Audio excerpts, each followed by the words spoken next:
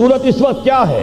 Europe اور امریکہ سے آپ مشرق کی طرف آئیے، پہلے عالم عرب ہے، عرب مسلم ورلڈ. مجھے یہ کہتے ہوئے سخت دکھ ہو رہا ہے، پورا عالم عرب وہ فتح کر چکے. وہ عرب ممالک کے جو اسرائیل کے ساتھ کسی میز پر بیٹھ کر گفتگو کرنے کو تیار نہیں تھے، آپ دیکھ رہے ہیں کہ لائن لگ گئی. کبھی صرف انور سادات نے ریکگنائز کیا تھا، پوری دنیا میں شور مچا تھا، اس پر لعنت ملامت ہوئی تھی. اب تو ایک ایک کر کے، وہ شاہ حسن ہو چاہے شاہ حسین ہو، اب تو وہاں سے ویزے ختم ہو رہے ہیں. سعودی عرب اور امارات، انہوں نے جو کچھ کاروباری بندشیں لگائی ہوئی تھی وہ ختم کر دی گئی، ان میں نرمی پیدا کر دی گئی. یہ صورتحال ہے کہ واقعتاً ان کی جو عالمی تسخیر کا پروگرام ہے وہ آگے بڑھ رہا ہے، اور بدقسمتی سے امت مسلمہ کا جو قلب ہے، اس امت کا قلب امیین پر مشتمل ہے. هو الذی بعث فی الامیین رسولا منہم یتلو علیہم آیاتہ ویزکیہم الی آخر الآیہ. حضور بھی امی تھے، انہی میں سے تھے صلی اللہ علیہ وسلم. لیکن آج وہ قلب جو ہے عالم اسلام کا، وہ یہودیوں کے شکنجے میں کسا جا چکا ہے. فرش التراب يضمني وهو غطاء. بہرحال انہوں نے ابھی حال ہی میں پوپ سے بھی ایک فتویٰ حاصل کر لیا ہے کہ یہودیوں پر جرم نہیں ہے، الزام نہیں ہے مسیح کو سولی دینے کا. تاریخ بدل گئی. جو 1900 برس تک ایک تاریخ چلی آ رہی تھی، بیک جنبش قلم پوپ صاحب نے انہیں اس ذمہ داری سے بری. اور آپ نے دیکھا ہوگا حال ہی میں اسحاق ریبین جب یہ واشنگٹن سے واپس آ رہا تھا، جب کچھ وقفہ پڑ گیا تھا، جو مصالحت کی گفتگو ہو رہی تھی پی ایل او کے ساتھ، تو واشنگٹن سے واپس آتے ہوئے پوپ سے مل کر آیا ہے.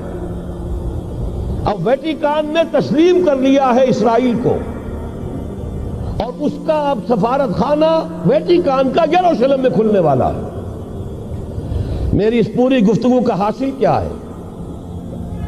انہوں نے 3 pronged اٹیک کے ذریعے سے یورپ کو اور یورپ کے ساتھ اب امریکہ، ان دونوں کو اپنے شکنجے میں کش لیا ہے، فتح کر چکے. یہ وہ بات تھی جو علامہ اقبال اس صدی کے آغاز میں دیکھ آئے تھے، فرنگ کی رگے جہاں پنجے یہود میں ہے. وہ تو صرف ایک قوم تھی، جرمن قوم، جسے کچھ عرصے کے بعد احساس ہو گیا کہ یہودی کس شے کا نام ہے. نتیجتاً یہودیوں کے قول کے مطابق 60 لاکھ یہودیوں کو اس نے قتل کیا ہے. لیکن اس کے علاوہ، جس کو آج کل ویسٹ کہا جاتا ہے، وائٹ اینگلو سیکسن پروٹیسٹنٹس، ان کے اوپر مکمل تسلط ہے یہودیوں کا. وہ یہودیوں کے اعلی کار بنے ہوئے ہیں، سود کے ذریعے سے مالیاتی شکنجے میں جکڑا ہوا. فیڈرل ریزرو فنڈ جتنا بھی امریکہ کا ہے، یہ سرکاری بینک نہیں ہے، یہودیوں کے نجی ادارے ہیں. اور دنیا کی سب سے بڑی مقروض حکومت جو ہے وہ امریکہ کی ہے. یہودی قرض خواہ ہے اور امریکہ کی حکومت ان کی مقروض ہے. اسی لیے کہا ہے نکسن نے اپنی کتاب میں کہ کوئی پریزیڈنٹ نہیں ہے امریکہ کا جو یہودیوں کی رائے کے خلاف چل سکے.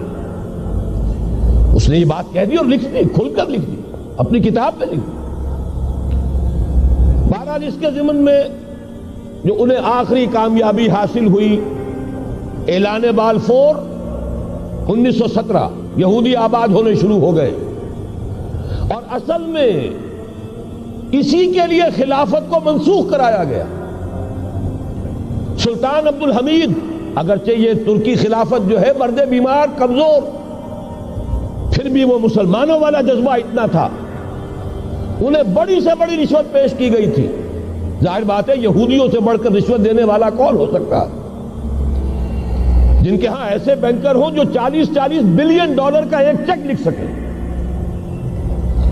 پھر یہ کہ ان پر سیاسی دباؤ بہت ڈالا گیا. انہوں نے جب تک خلافت عثمانیہ برقرار رہی یہودیوں کو فلسطین میں آباد ہونے کی اجازت نہیں دی کہ جو معاہدہ کیا تھا حضرت عمر نے رضی اللہ تعالی عنہ، خلیفہ ثانی نے، خلیفہ راشد نے، ہم اس کے پابند ہیں اور ہم یہاں یہودیوں کو آباد ہونے کی اجازت نہیں دیں. لہذا انہوں نے اس خلافت ہی کا بستر طے کرایا، اس لیے کہ نہ رہے بانس نہ بجے بانسری، نہ مسلمانوں کی وحدت ملی کی کوئی علامت دنیا میں باقی رہے اور نہ مسلمان کسی مسئلے پر جمع ہو کر کوئی موقف اختیار کر سکے. اعلان بلفور کے نتیجے میں آباد کاری شروع ہوئی. 1948 میں اسرائیل قائم ہو گیا، معجزہ ہو گیا. 1967 میں اس کی توسیع ہو گئی. اس میں ایک بات اور بھی عرض کر دوں، یہ سارا کس طور سے ہوا ہے کام؟ آپ نے زائنزم کا نام تو سنا ہے، صہیونی تحریک.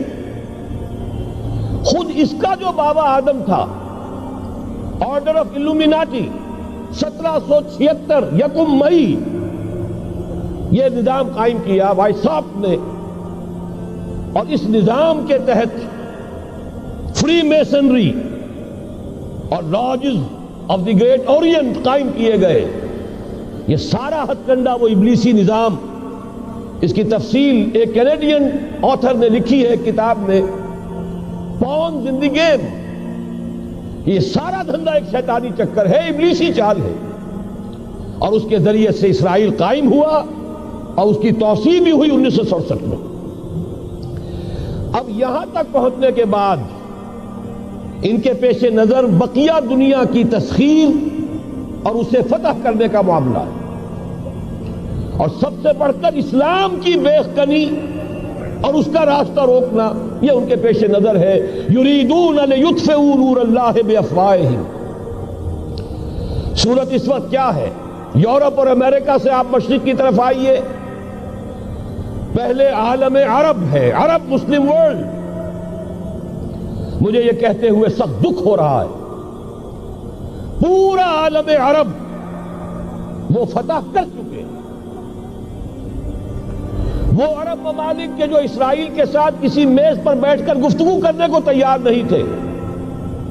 آپ دیکھ رہے ہیں کہ لائن لگ گئی. کبھی صرف انور سادات نے ریکگنائز کیا تھا، پوری دنیا میں شور مچا تھا، اس پر لعنت ملامت ہوئی تھی.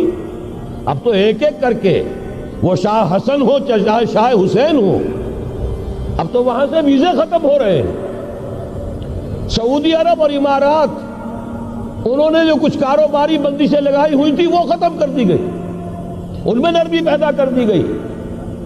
یہ صورتحال ہے کہ واقعتاً ان کی جو عالمی تسخیر کا پروگرام ہے وہ آگے بڑھ رہا ہے، اور بدقسمتی سے امت مسلمہ کا جو قلب ہے، اس امت کا قلب امیین پر مشتمل ہے. هو الذی بعث فی الامیین رسولا منہم یتلو علیہم آیاتہ ویزکیہم الی آخر الآیہ. حضور بھی امی تھے، انہی میں سے تھے صلی اللہ علیہ وسلم.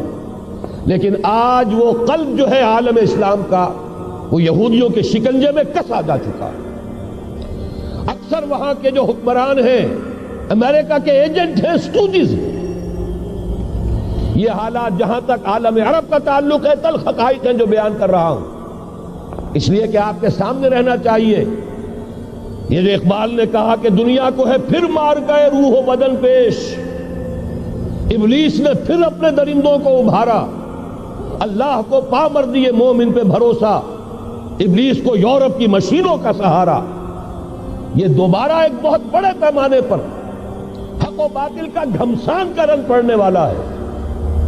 ملاحم کی جو حضور صلی اللہ علیہ وسلم نے پیشین گوئیاں فرمائی، الملحمۃ العظمیٰ، تاریخ انسانی کی عظیم ترین جنگ جو ابھی آنے والی ہے، اس کو سمجھ لیجئے اچھی طریقے سے کہ اس میں جو قوتیں ایک دوسرے کے مقابل آ رہی ہیں وہ کون سی ہیں.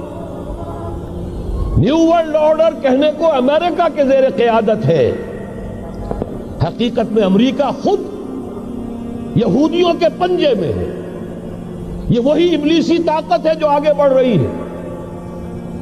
عالم عرب کو فتح کرنے کے بعد اب ان کے پاس اگلا عالم اسلام کا حصہ ہے، غیر عرب مسلم ورلڈ. ایران ہے، اس کے شمال مشرق میں ترکستان ہے، روسی اور چینی، مشرق میں افغانستان ہے، پاکستان ہے. یہ ایک بہت بڑا سالڈ بلاک ہے.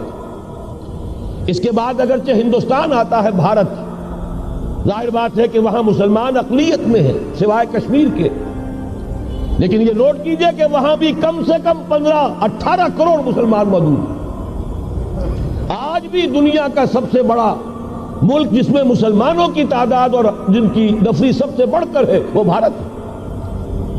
اس کے بعد پھر انڈونیشیا، ملائیشیا ہے. اس سے آگے ہے پھر فار ایسٹ، ابھی انہیں فتح کرنا ہے. نیو ورلڈ آرڈر کا یوں سمجھئے کہ ابھی یہ ہارڈ نٹ ٹو کریک، ابھی ایک لوہے کا چنا ہے چائنا کی شکل میں موجود. اور مجھے یاد آ رہا ہے ڈی گال کے الفاظ بہت سے لوگوں نے سنے ہوں گے. اس نے کہا تھا کہ ہم نے خام خواہ روس کو اپنا دشمن بنا لیا ہے، وہ تو ہمارا بھائی ہے، وائٹ ریسس، وہ تو بنیادی طور پر یورپین قوم ہے. Beware of the yellow masses of the east. تمہیں گھبرانا چاہیے، تمہیں خبر لینی چاہیے. وہ مشرق بعید کے جو زرد رو لوگ ہیں، China, Indo China, Japan, yellow race. ابھی اس نیو ورلڈ آرڈر کے لیے جو فتح عالم اور تسخیر عالم کا پروگرام ہے، اس میں پہلے غیر عرب مسلمان دنیا اور پھر یہ فار ایسٹ کا خاص طور پر یلو ماسز، یہ ہے کہ جنہیں ابھی انہیں ٹیکل کرنا ہے.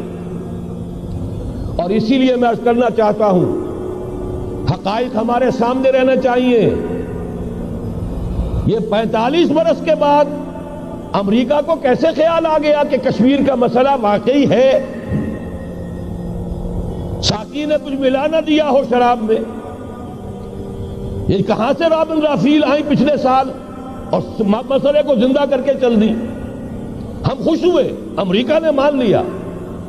حقیقت میں امریکہ کی نظر ہے اور وہ اس کو چاہتے ہیں کہ کوئی دوسرا اسرائیل بنائے، آزاد بنا کر اس کو اپنے تسلط میں لیں. اس لیے کہ اگر جو پروگرام ہے، اگر وہاں پر فرض کیجئے بہت مطالبہ ہمارا مان لیا جائے، پلیبسائٹ کرایا جائے، اس کا نتیجہ کیا ہوگا؟ آپ کو آزاد کشمیر سے بھی اپنی فوجیں نکالنی پڑیں گی، آپ کو گلگت اور بلتستان سے بھی فوجیں نکالنی پڑیں گی، بھارت بھی ادھر سے فوجیں نکالے گا. اور رہ جائے گا کون؟ یہ ٹھاٹ پڑا رہ جائے گا. جب لاج چلے گا بنجارا، رہ کون جائے گا؟ پھر تو وہی راج کرے گا جو یو این او پر قابض ہے. اور پھر ظاہر بات ہے کہ اس کے پاس دولت کے انبار اور جو بھی ان کی چالاکیاں اور ہوشیاریاں ہیں، ہو سکتا ہے کہ وہ اسے ایک نئے اسرائیل کی شکل دے دیں.